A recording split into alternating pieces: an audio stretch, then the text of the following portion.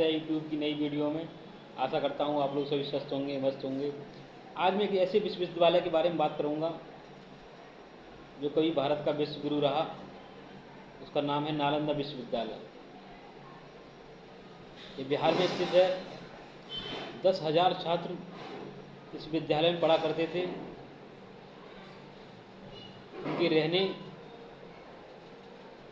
खाने की सारी व्यवस्था उस विश्वविद्यालय में थी।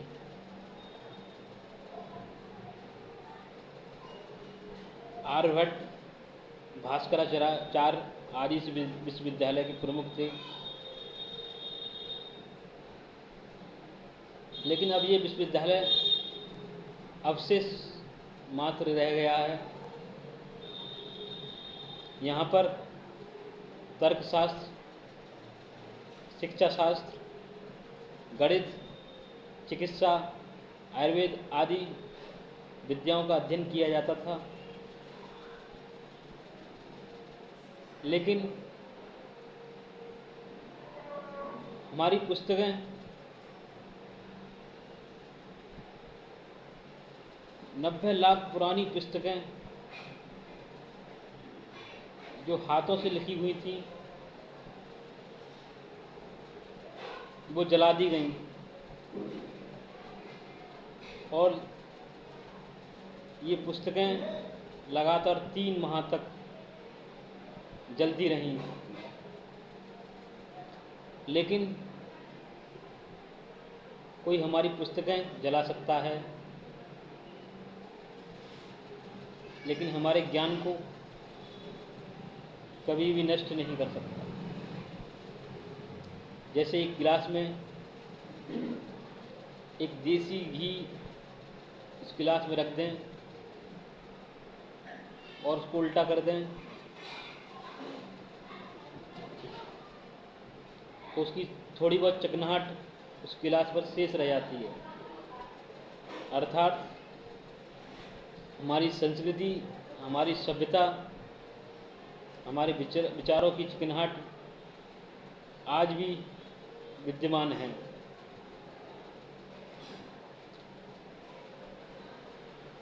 कुछ विदेशी नीतियों ने यहाँ की शिक्षा को समाप्त करने की कोशिश की, क्योंकि युद्ध 2 तरह से लड़ा जाता है, या तो उसकी शिक्षा को बिगाड़ दो या शरीर से उस पर आक्रमण करो।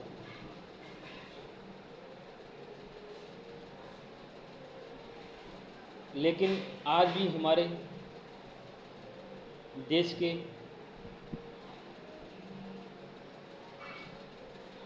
प्रमुख विद्वान विदेशों में पढ़ा रहे हैं, अच्छी अच्छी यूनिवर्सिटियों में पढ़ा रहे हैं। वो कहते हैं कि जो सुख और आनंद हमें भारत के विद्यार्थियों को पढ़ाने से मिलता है वो अन्य देशों के विद्यार्थियों में नहीं।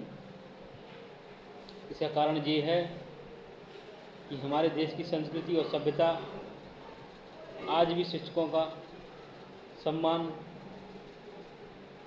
कर रही है। हमें अपनी शिक्षा को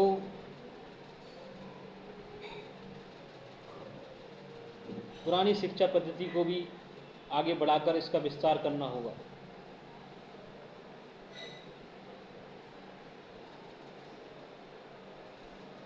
आर्यभट्ट, जिन्होंने शून्य का आविष्कार किया,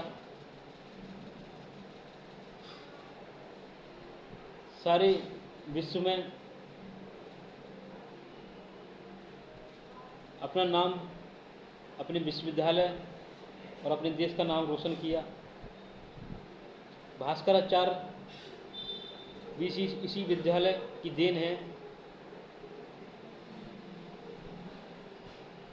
इस विद्यालय में परीक्षा लेना भी आसान नहीं था। जो परीक्षा हुआ करती थी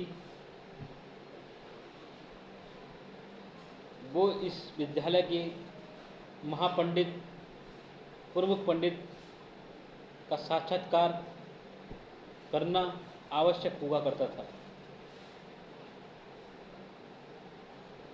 बिना उनकी अनुमति से इस विद्यालय में प्रवेश करना भी एक बहुत कठिन कार्य समझा जाता था।